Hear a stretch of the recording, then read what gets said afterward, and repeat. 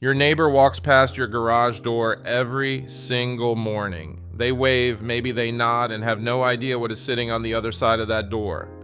Neither does your homeowners association, neither does the city, because nothing in this garage requires a permit category. Most residential zoning codes were written to catch 7 systems, 1 garage, 1 workbench, and a tool inventory most homeowners already have sitting idle. And one of these 7 systems is going to make you stop this video, pull out your phone, check the number yourself, and come back thinking I got the math wrong. I didn't. One of these 7 pays more per hour, done from a folding table in your garage with an $80 stone, than most licensed trades charge on an invoice. That's not a typo, that's coming up. Before we go anywhere, subscribe and hit the bell. This channel publishes one complete garage income system every single week. Miss one, and you miss how the loop connects. Now here's what nobody tells you before we start. These 7 systems do not just sit side by side in the same garage. They share the same tools, the same workbench, and this is the part most people miss, the same customer base. The neighbor who brings you a dull knife today is the same neighbor writing you a check for a custom storage build 6 months from now. That is not a coincidence. That is the design. Real pricing, real costs, every number shown on screen so you can check it yourself. Let's go.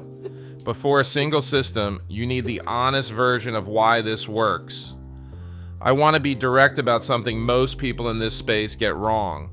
There is no such thing as blanket legality. What is true in one city's zoning code is not true in the next one over, and anyone telling you otherwise is selling you something. There are 2 separate legal questions here, and they are not the same question. The first is activity classification. Does what you're doing count as a home occupation under your local code?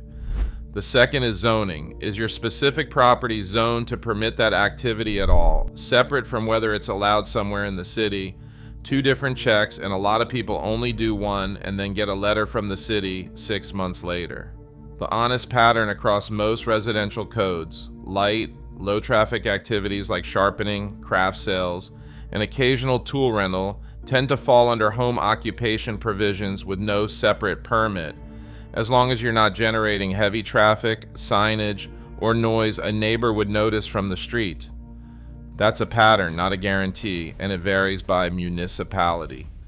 Some cities cap vehicle trips for home-based activity, and some homeowners associations stack their own rules on top of the city's stricter than city zoning, even when the city has no problem with what you're doing. Small engine repair and custom builds attract the most attention, since they involve more noise and vehicle traffic. So those are the 2 where a 10-minute call to your zoning office is worth doing before you scale up. That call costs nothing and takes less time than the rest of this video. Now let's get into the systems. This is the foundation system, the lowest barrier to entry. Income range, about $230 a month to start, climbing toward $1,400 in a strong peak month. Startup cost runs $150 to $400, mostly tools you may already own. A circular saw, a sander, basic clamps. A CNC router is optional, not required, and adds $300 to $1,200 if you go that route later. Time commitment is 4 to 6 hours a week. You are making small wood items, cutting boards, personalized signs, simple shelving, and selling them locally and online. This is squarely inside what most residential codes treat as hobby-scale craft activity, with no customer foot traffic required if you sell online or deliver. The real barrier here is not legal, it is skill and time. Good joinery and a clean finish take practice, and your first few pieces won't look like ones from someone with 5 years of experience.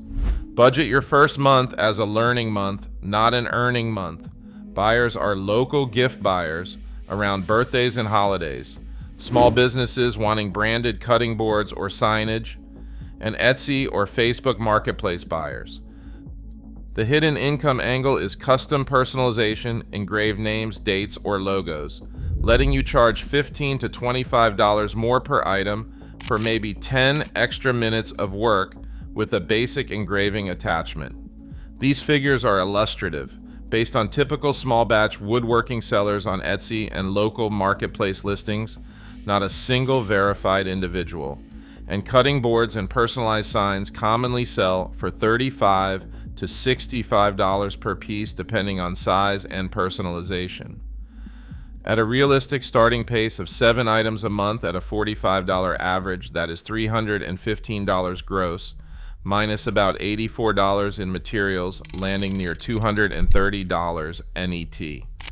At a holiday peak month, 28 items at a $65 average because of personalization upcharges, that is $1,820 gross, minus about $420 in materials, landing near $1,400 net. Difficulty rating: beginner. Startup breaks down as sander, $40 to $80, clamps and hand tools, $50 to $100, finish and sealant, $20 to $30, initial wood stock, $40 to $80. What kills this business is inconsistent quality control, a rough edge or uneven finish, and a buyer doesn't come back, and word travels fast in a small local market. The biggest mistake is pricing too low out of fear no one will pay more. Most new sellers underprice by 30 to 40% compared to what buyers actually pay for handmade, personalized items. Your first buyers come from local Facebook marketplace and neighborhood groups, Etsy for the online channel, and direct outreach to 1 or 2 small local businesses asking if they'd want branded cutting boards or signage. Every board and sign you sand dulls your sanding tools, and every neighbor who buys a piece is also a neighbor with dull knives in a drawer. That is where System 2 comes in. This system runs off the same workbench, and it's the one that actually builds your local customer list. Income range: about $220 a month to start, climbing toward $1,140 at full root capacity. Startup cost is $80 to $200 for a quality whetstone set or an entry-level belt sharpener. Time commitment is 3 to 5 hours a week. You are sharpening kitchen knives, mower blades, and garden tools for neighbors, drop-off, or a walking route through nearby streets. This is about as low friction as a home-based service gets. No inventory, minimal noise, and most municipalities don't treat occasional sharpening as requiring a special permit. Sharpening has a real learning curve, and a bad angle or too much pressure on a belt sharpener can take off more metal than necessary or damage a blade. So your first practice runs should be on your own knives. The market is every household with kitchen knives, plus anyone with a mower or garden shears, nearly every house on a residential street. The hidden income angle is that garden tools and mower blades pay more per item than knives for roughly the same time, so steering customers toward a seasonal full sharpen raises your average ticket. Pricing reflects typical published rates: $5 to $10 per kitchen knife, $10 to $15 per mower blade or garden tool. At a starting pace of 30 items a month at an $8 average, that is $240 gross minus about $20 in stone and beltware, landing near $220 net. At full route capacity, a weekly route through 3 to 4 streets with 150 items a month, that is $1,200 gross minus $60 in upkeep, landing near $1,140 net. Break that down to an hourly rate at full route capacity, and you're clearing somewhere between $57 and $71 net per hour. That's the number from the start of this video, not a typo. A whetstone, a folding table, and technique you can practice on your own kitchen knives before you ever charge a neighbor $1. Difficulty rating: beginner to intermediate. Startup breaks down as whetstone set, $40 to $80, or entry belt sharpener, $120 to $200. Strop and compound, $20 to $30. Carrying case for root work, $20. What kills this business is damaging a customer's blade through inexperience, A chipped edge or overheated steel on a customer's good knife costs you the relationship. So practice on cheap knives first, always. The biggest mistake is treating it as a one-off instead of building a recurring route. Knives and blades need sharpening every few months, so the real value is repeat customers on a schedule. Your first buyers come from door to door on your own street with a simple flyer, the Nextdoor app, and offering your first 5 sharpenings free or discounted in exchange for reviews and referrals. The customer list you build sharpening is the same list of neighbors who own tools they don't use often, which is exactly who needs System 3. This system monetizes tools already sitting idle most of the month. Income range, about $125 a month to start, climbing toward $960 at full inventory utilization. Startup cost is $300 to $600 if buying rentable tools new, less if you already own a pressure washer or a couple power tools you can list. Time commitment is 2 to 4 hours a week, mostly handoff and pickup. You are renting a pressure washer and a couple power tools to neighbors for short jobs instead of those tools sitting unused. Peer-to-peer tool lending between neighbors generally is not treated as a commercial rental operation under most residential codes, especially at low volume, meaningfully different from running a storefront rental business, which matters if your activity ever scales enough to ask about. Wear and tear is real, and so is the risk of damage or non-return. A simple written agreement, even a one-page note both people sign, saves you a bad conversation later.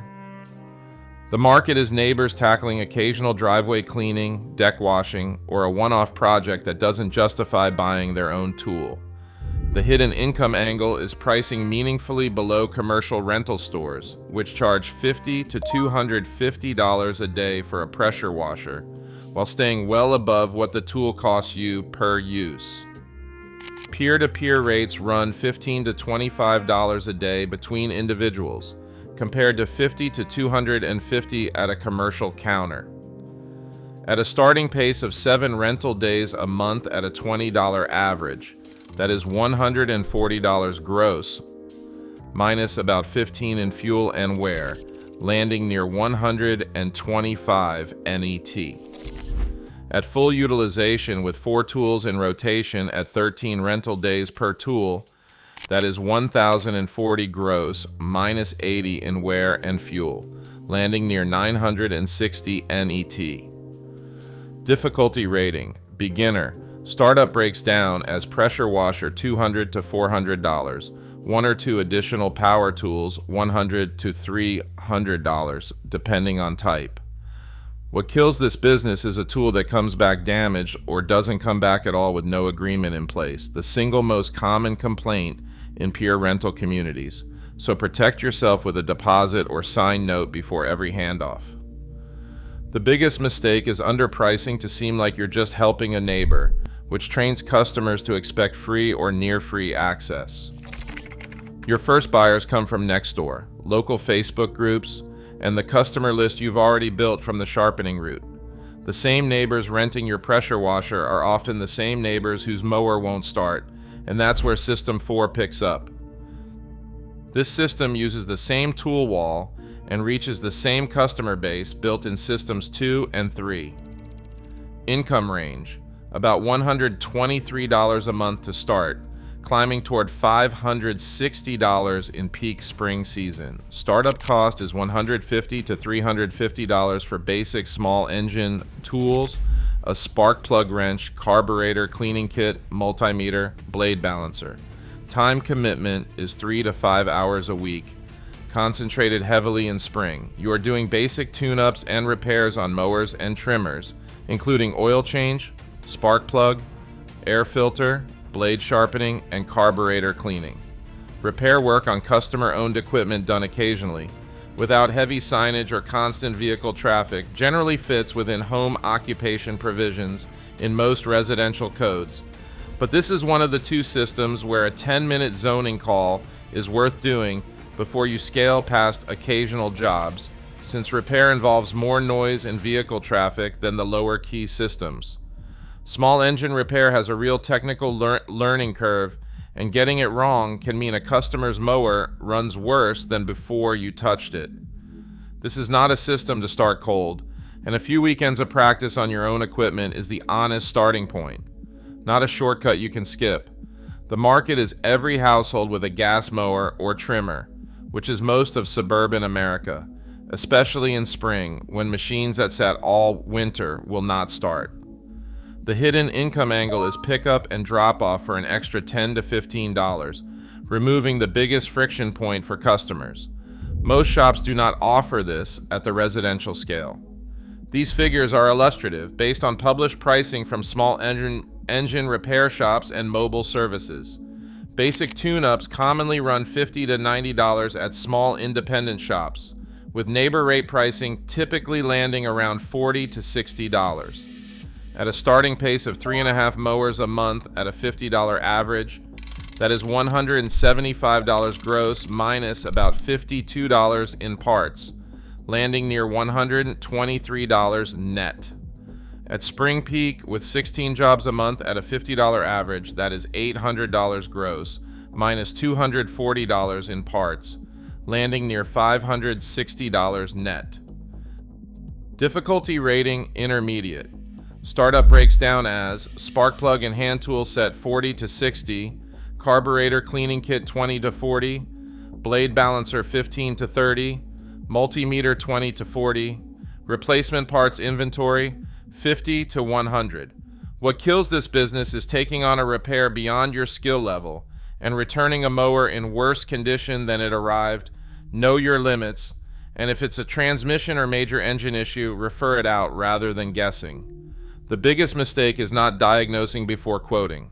A flat tune-up price before checking what's actually wrong can leave you underwater if the real issue is bigger than expected.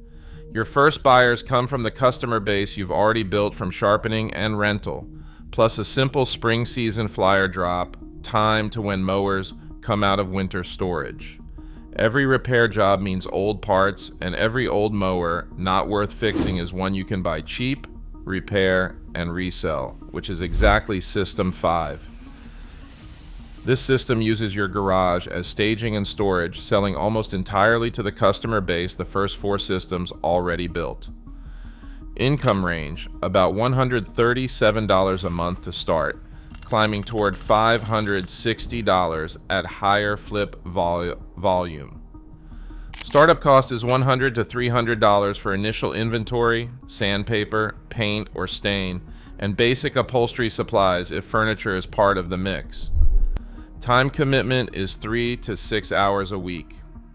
You are buying undervalued furniture and tools secondhand, refurbishing them, and reselling at a markup. Occasional resale of personal or refurbished goods generally is not treated as a retail business under most residential codes, as long as you are not running a constant storefront with heavy traffic, and staging happens in the garage while sales happen online or by appointment. Sourcing good deals takes real-time scrolling marketplace listings, and not every item resells for a profit, so budget for some items sitting longer or selling at a smaller margin than hoped. The market is local buyers on Facebook Marketplace looking for furniture and tools below retail, plus your own existing customer base who already trust your work quality. The hidden income angle. Tools and skills from Systems 1 and 4 let you refurbish items competitors without those skills can't touch, so you can buy rougher, cheaper items and still resell at a strong margin. These figures are illustrative, based on typical secondhand furniture and tool flipping margins reported by resale sellers, where profit per item commonly runs $30 to $90 after acquisition cost and basic refurbishment. At a starting pace of 2.5 flips a month at a $55 average profit, that lands near $137 net. At higher volume with 8 flips a month at a $70 average profit from better sourcing experience, that lands near $560 net. Difficulty rating, beginner to intermediate. Startup breaks down as sandpaper and finishing supplies, 30 to 50, paint or stain 30 to 60, basic upholstery tools if needed 40 to 100, Initial inventory budget 100 to 200. What kills this business is garage space getting overwhelmed by unsold inventory. This system has the tightest space constraint of the 7, so cap how many items you're staging at once. The biggest mistake is falling in love with an item and overpaying at acquisition, which kills the margin before you've done a single hour of refurbishment work.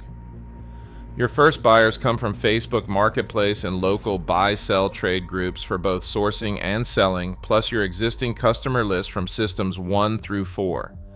Customers buying refurbished furniture are often the same customers who need somewhere to put it, and that's the opening for System 6. This is the highest ticket system in the loop because of the skill built in System 1 and the trust built in System 2. Income range, about $168 a month to start, climbing toward $1,000 at full demand. Startup cost is minimal beyond what Systems 1 and 4 already require. Mostly additional fasteners, brackets, and material stock scaled to job size. Time commitment is 5 to 10 hours per job, with 1 to 4 jobs a month depending on demand. You are building custom shelving, closet organization, or small storage solutions for neighbors using the woodworking skill from System 1 at a larger scale. Like small engine repair, this is one of the 2 systems most likely to draw attention due to vehicle traffic for material delivery and on-site installation, so it's worth that same 10-minute zoning call before scaling. Custom builds take real planning time beyond just build hours, measuring a customer's space correctly, accounting for their storage needs, and quoting fairly, all of which takes practice to get right the first time.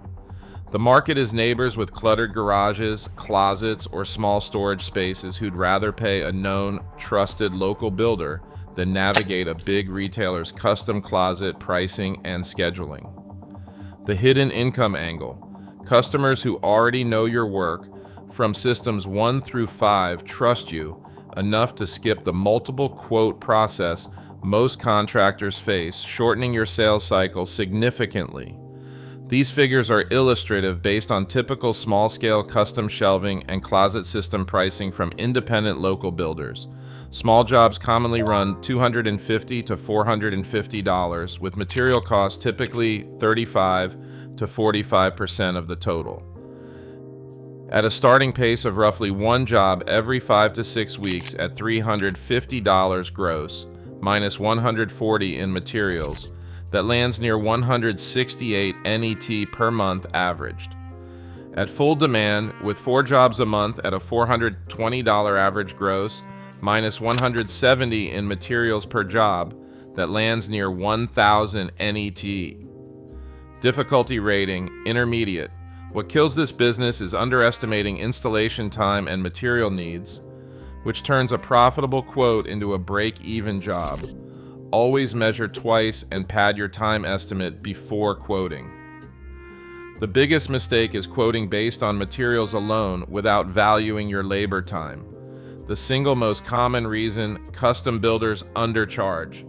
Your first buyers come from your existing customer list from Systems 1 through 5, plus local Facebook groups where people post asking for storage recommendations. Every custom build generates wood offcuts, and every cutting board from System 1 does too, which closes the loop directly into System 7. This is the smallest system, and the one proving the loop actually closes instead of just sounding good on paper. Income range, about $32 a month to start, climbing toward $120 at full byproduct volume. Startup cost is essentially zero, since this system runs entirely on waste material already generated by Systems 1 and 6. Time commitment is 1 hour a week, mostly sorting and the occasional drop-off. You are selling wood offcuts as kindling bundles or craftwood lots, and scrap metal from repair and build work to a local scrapyard. This is about as low risk and low attention as a system gets, since it's literally waste disposal that happens to generate a small amount of income. This system will never be your primary income line, and that's fine. Its real value is turning a disposal cost into a small recurring credit. not that it will ever scale into something significant on its own. The market is local scrap metal buyers for the metal side, and local fire pit or wood stove owners, plus small craft hobbyists for the wood offcut side. The hidden income angle, bundling small wood offcuts as kindling for $5 to $8 a bundle, gets meaningfully more per pound than hauling the same wood to a scrap facility. These figures are illustrative based on typical scrap metal buyback rates and common kindling bundle pricing seen in local marketplace listings. Scrap steel commonly runs a modest per pound rate at local yards, and kindling bundles commonly sell for $5 to $8 each locally. At a starting pace, modest byproduct volume from systems 1 and 6 at floor level output lands around $32 a month. At full byproduct volume, scaling with systems 1 and 6 at their higher output, that lands near $120 a month. Difficulty rating, beginner. Startup is a couple of storage bins, $20 to $40 total. What kills this business is simply not bothering to sort and sell the byproduct, leaving free income on the table. The biggest mistake is letting offcuts and scrap pile up unsorted into a clutter problem instead of a steady small income line. Your first buyers for the metal are local scrap yards, and for the wood, the same Facebook Marketplace and neighborhood groups already in use for systems 1 and 5. That is all 7 systems, and notice what just happened. Nothing in this loop required new customers you had to find from scratch after system 2. Every system after the second one sold to people, the first 2 systems already brought to your door. Let us add it all up, the same way we showed the math for every single system.